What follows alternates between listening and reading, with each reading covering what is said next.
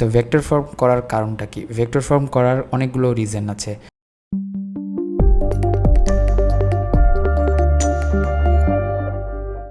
Hello everyone, কেমন আছেন সবাই? আমি ASM আপনাদেরকে স্বাগতম জানাচ্ছি AD একাডেমির আরেকটি এপিসোডে। তো আজকে আমরা দেখব হচ্ছে সিগনেচার লোগো। তো সিগনেচার লোগোটা অ্যাকচুয়ালি একটা জেপিইজি ছবি ছিল, সেখান থেকে আমরা ভেক্টরাইজড করলাম এবং তারপর আমরা হচ্ছে টোটাল এই লোগোটা মেক করলাম। তো চলুন শুরু করি আজকে টিউটোরিয়াল। আপনি যদি চ্যানেলে নতুন হন অবশ্যই চ্যানেলটি সাবস্ক্রাইব করে বেল আইকনটি প্রেস করে রাখবেন। তো প্রথমে আমরা ফাইলে চলে যাচ্ছি, ফাইল থেকে ওপেনে চলে যাচ্ছি। আমি যে ছবিটা ডাউনলোড করেছিলাম সেটা হচ্ছে আমি ডাউনলোড করেছিলাম ড্রিবল থেকে। তো এই হচ্ছে সেই ছবি। তো এই ছবিটাকে আমরা হচ্ছে ভেক্টর ফর্ম করব এবং তারপরে চলে যাব হচ্ছে আমাদের পরবর্তী স্টেপে। তো ভেক্টর ফর্ম করার কারণটা কি? ভেক্টর ফর্ম করার অনেকগুলো রিজন আছে। তো ভেক্টর ফর্ম করার প্রথম রিজন হচ্ছে যে এটাকে আপনি যতটা বড় করেন না কেন এটা ফাটবে না, দ্যাট মিন্স এটা ভেক্টর ফর্ম। আর জেপিইজিটাকে আপনি যদি বড় করেন একটা সময় গিয়ে একটা পিক্সেলাইট হয়ে যাবে। সো ভেক্টর ফর্মে করলে এই রাস্টার থেকে আমরা হচ্ছে ভেক্টর পাচ্ছি। তো ভেক্টর এবং রাস্টারের এই দুটা হচ্ছে আপনার একটা পার্থক্য, মেইন পার্থক্য, যে আপনার রাস্টার ফেটে যায় বাট ভেক্টর কখনোই ফেটে যায় না। সো এই জন্য এটা আপনার হচ্ছে ভেক্টর করা। তো ফেটে না গেলে কি উপকারিতা অপকারিতা, এই জিনিসগুলো হচ্ছে আপনার সবচেয়ে বড় একটা জিনিস।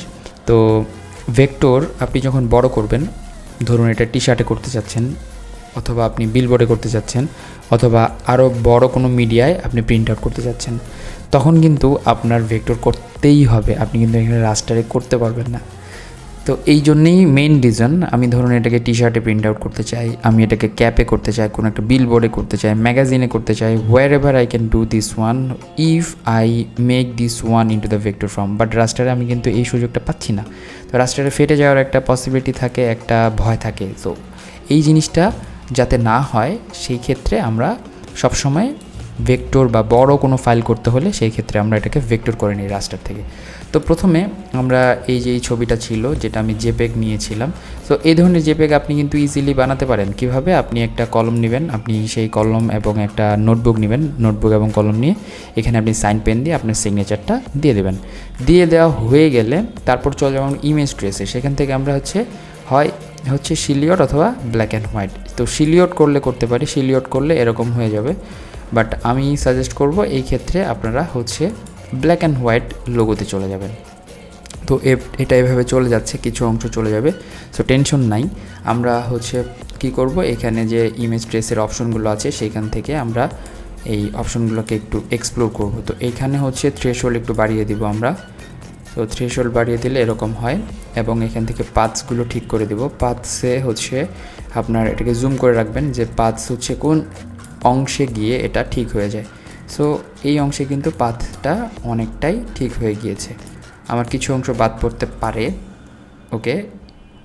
219 to 19 is good for me, but কর্নার্সগুলো একটু যদি আমি আরও একটু ঠিকঠাক করতে চাই, কর্নার্সগুলো ওকে ফাইন, কর্নার্সগুলো এখন পর্যন্ত ওকে হয়ে এসেছে। এরপর এক্সপান্ড করে দেব। এক্সপান্ড করার পরে দেখুন ব্ল্যাক অ্যান্ড হোয়াইট লোগো আকারে এটা চলে আসলো। একটা ব্ল্যাক হচ্ছে লেখা এবং হোয়াইট হচ্ছে এটার ব্যাকগ্রাউন্ড। রাইট প্রেস করব, আনগ্রুপ করব। যদি তা করতে না চান সেই ক্ষেত্রে যেটা করবেন সেটা হচ্ছে এখান থেকে ম্যাজিক ওয়ান টুলে যাবেন, হোয়াইট অংশে ক্লিক করবেন, ডিলিট করে দেবেন, হোয়াইট পোর্শন ডিলিট হয়ে যাবে। সো এখানে একটা অংশ ছিল, এটাকে আমরা ডিলিট করে দিলাম। এই হচ্ছে আমাদের ভেক্টর ফর্ম হয়ে গেল। এখন এই ভেক্টরটাকে একটু বড় করে নিব টেনে, তারপর এটাকে আমরা এখানে নিয়ে আসবো। এবং এই ভেক্টরকে আপনি যত বড় করেন না কেন এটা আপনার ভাঙবে না, নষ্ট হবে না। সো এখানে একটা এক্সট্রা অংশ থেকে গেছে, তো এই অংশটাকে আমরা এটার সাথে যোগ করে দেব। সো এরকম মিশিয়ে দেবো অ্যাকচুয়ালি। আর বাকি যেই অংশগুলো আছে সেগুলো আমরা রাখবো না, রিমুভ করে দেবো। তো ডাবল প্রেস করে করে এখানে ঢুকে রিমুভ করে দিতে হবে। তো আপনি চাইলে এটা বাদ দিয়ে দিতে পারেন। তো এই ক্ষেত্রে আমরা যেটা করতে পারি, এখানে আমরা মানে পেন টুল ইউজ করে এই অংশটুকু আমরা একটু ঠিকঠাক করে দিতে পারি যদি চান। সো এই দুটাকে আবার আমরা একসাথে করে পাথফাইন্ডার থেকে যেটা করব ইউনাইট করে দিব। দেন দেখেন এরকম। তো এখানেও একটা অংশ আছে, এখান থেকে এই অংশটা আমি ডিলিট করে দিব এবং এখানে একটু জুম করে করে এই অংশগুলোতে ঢুকে কাজগুলো শেষ করতে হবে আপনার। শিফট এম মানে শেপ বিল্ডার টুল প্রেস করে এটাকে রিমুভ করে দিতে পারেন। সো তারপরে যেটা করব সেটা হচ্ছে টেক্সট টুলে চলে যাব। টেক্সট টুলে গিয়ে আমরা হচ্ছে একটু টেক্সট সাইজ বড় করে নিচ্ছি 48 এর মতো এবং এখানে ফটোগ্রাফি কথাটা লিখব। Typography, okay fine. আমরা এখন একটা ভালো একটা ফন্ট চুজ করব। ধরুন এটা হতে পারে হচ্ছে পপিন্স টাইপের একটা ফন্ট। পপিন্স হচ্ছে রেগুলার নিলাম এবং এখান থেকে আমরা কি করব, 300-এর মতো একটা গ্যাপ বিটুইন টু লেটার্স করে দিব এবং এটাকে একটু ছোট করব। রাইট প্রেস করব, ক্রিয়েট আউটলাইন করব। ক্রিয়েট আউটলাইন করলে কিন্তু এটার ফন্ট থাকছে না, এটা কিন্তু আপনার এখানে ভেক্টর হয়ে যাবে। তো ক্রিয়েট আউটলাইন করলাম, সো এখানে দিয়ে দিলাম এবং এখন আপনি আপনার মতো করে গ্রুপ করলেন এবং এটার ভেরিয়েশন তৈরি করতে পারবেন। যেমন ভেরিয়েশন তৈরি করবেন কীভাবে, অল্টার প্রেস করে এই আর্টবোর্ডটাকে আরেকটা কপি করছি আমি। ধরুন এটাকে আমি গ্রিন কালারের করতে চাই বা ব্লু কালারের করতে চাই, তো সেই ক্ষেত্রে ডাবল প্রেস করবেন। এখানে ডাবল প্রেস করে এখান থেকে ব্লু একটা কালার আপনি এখানে চুজ করে দিতে পারেন। আরেকটা ভেরিয়েন্ট যদি আমি বানাতে চাই, অল্টার প্রেস করে এটা বানাতে পারেন এবং এখানে এটাকে ক্লিক করে আমরা এটাকে গ্রিন কালার বানাতে পারবো। সো এখানে এটা গ্রিন বা এই ধরনের ওশান ব্লু থাকতে পারে। সো দেখুন 3টা ভেরিয়েন্ট আমাদের হয়ে গেল। এখন এই ভেরিয়েন্টগুলোকে আরেকটা ভেরিয়েন্ট, এটা আমি সাদা ভেরিয়েন্ট বানাতে চাই, একটু অ্যাশ টাইপের সাদা ভেরিয়েন্ট। কারণ এই লোগোটা বানানোর মেইন পারপাস হচ্ছে এটা আপনি আপনার ফটোগ্রাফির উপর ইউজ করবেন, এই তো। তো সেই ক্ষেত্রে আপনার এটাকে পিএনজি করতে হবে। তাহলে এই সাদাটা একটা পিএনজি করতে পারেন। এক্সপোর্ট সিলেকশন, এখন আপনি একটা যে কোনো ডিরেক্টরিতে আমরা রাখতে চাই, এটা হচ্ছে signature SIGN and export the asset.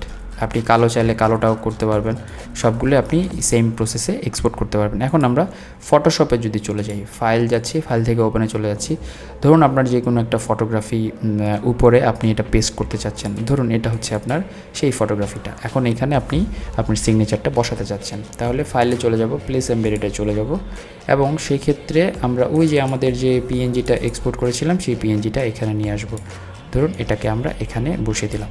এখন এখানে সাদার উপরে সাদা ভালো লাগছে না, সেই ক্ষেত্রে আপনারা একটা কাজ করতে পারেন, রাইট প্রেস করে ব্লেন্ডিং অপশনসে যেতে পারেন। সেখান থেকে আপনারা একটা কালার ওভারলে চুজ করতে পারেন, যে কোনো ধরনের কালার ওভারলে দিতে পারেন। ধরুন এখান থেকে আমি ডার্ক কালারে দিতে চাই, দেন ওকে করতে পারি।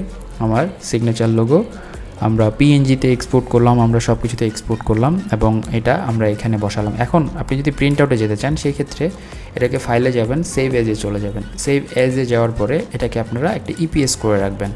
ইপিএস করে যেমন লোগো ওকে দিয়ে আমরা ইপিএস করে রাখলাম। ইপিএসের ক্ষেত্রে আগে প্রিন্টারের সাথে কথা বলে নেবেন যে তারা কোন ফরম্যাটটা বা কোন ভার্সনটা ইউজ করে। এখানে ইপিএস 10 বেশিরভাগ প্রিন্টারের প্রেসের লোকজনরা ইউজ করে থাকে, তো সেক্ষেত্রে ইপিএস 10 দিয়ে এটাকে ওকে করবেন এবং ওকে করে বের হয়ে আসবেন। এবং এই ইপিএসটা আপনি আপনার ভেন্ডরকে বা আপনার প্রেসে দিয়ে দিলে সেটা আপনি টি শার্টে, আপনার ক্যাপে, আপনার মগে, যে কোনো হচ্ছে আপনার ফ্যাশন অ্যাপারেলে আপনি এটাকে পেস্ট আউট করতে পারবেন। সো এই ছিল আজকে টিউটোরিয়াল। ভালো থাকবেন।